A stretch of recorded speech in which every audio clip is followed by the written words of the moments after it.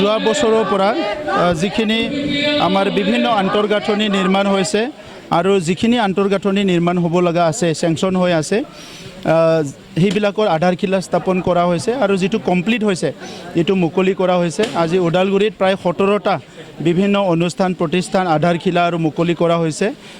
ওদালগুৰিবাসী ৰাইজৰ কাৰণে আমাৰ চৰকাৰখনে যিখিনি ৰাস্তা দলং আমি বনালোঁ যোৱা 5টা বছৰত, যিখিনি এনেকুৱা সুজিত নাৰ্জাৰী অডিটৰিয়াম, ওদালগুৰিত বিবাহ ভৱন, বিভিন্ন অনুষ্ঠান প্ৰতিষ্ঠানবিলাক নিৰ্মাণ কৰিলোঁ, যিবিলাক অতি আৱশ্যক। আগৰ সময়ত 40টা সমষ্টিত মিটিং কৰিবলৈ জাগা নাছিলে। আমি প্ৰথম এটা ডাঙৰ কাম কৰিলোঁ, বড়োলেণ্ড আন্দোলনৰ প্ৰথম শ্বহীদ সুজিত নাৰ্জাৰী দেৱৰ নামত 40টা সমষ্টিত প্ৰায় 52টা আমি অডিটৰিয়াম নিৰ্মাণ কৰিলোঁ, য'ত 600 পৰা 700 মানুহ বহি আৰামছে মিটিং কৰিব পাৰে ৰ'দে বৰষুণে। নহ'লে শিক্ষা অনুষ্ঠানত, ধৰ্মীয় অনুষ্ঠানতো ৰাজনীতি মিটিংবিলাক হৈ আছিলে। আৰু এইটো দেখি পেলাই মই সিদ্ধান্ত লৈছিলোঁ যে এইটো কৰিব লাগিব।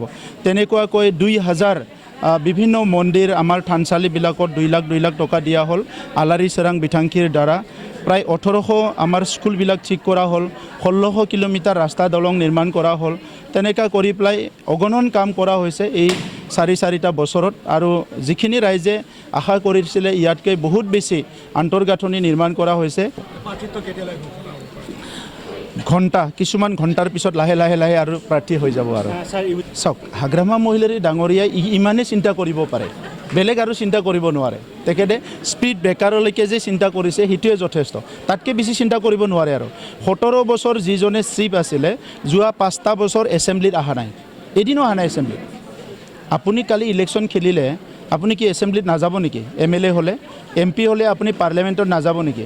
5টা বছৰ তেখেতে বুঢ়া আঙুলি দেখালে এই ছিষ্টেমটোত। গতিকে তেনেকৈ কি ৰিপ্ৰেজেণ্টেটিভ হ'ব পাৰে যে তেখেতে ইলেকশ্যন জিকি পেলাই শপত গ্ৰহণ কৰিবলৈকেও এছেম্বলিলৈ নাহিল।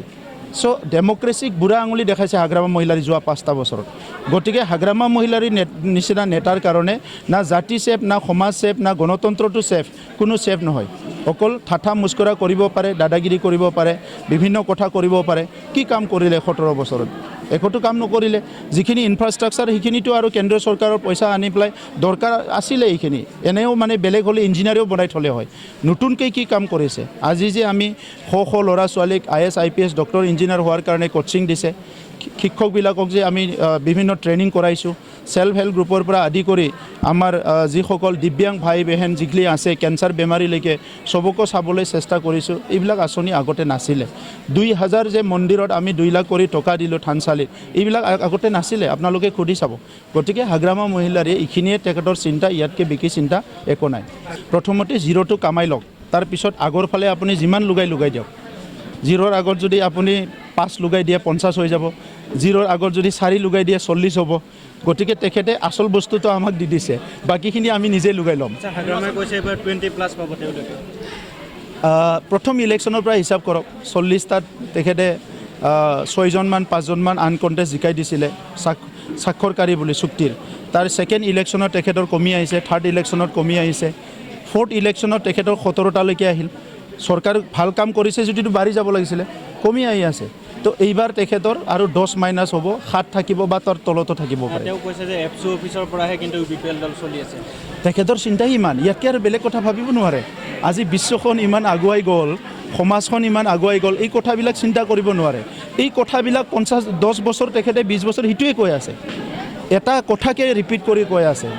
আপোনালোকে সোধকচোন তেখেতক, স্কুল কেইখন বনাইছিল আপোনাৰ টাইমত সোধকচোন, ৰাস্তা কেইটা বনাইছিল সোধক তেখেতক, কোনোবা দিনা সোধকচোন আপোনালোকে, কি ৰিপ্লাই দিয়ে চাওক।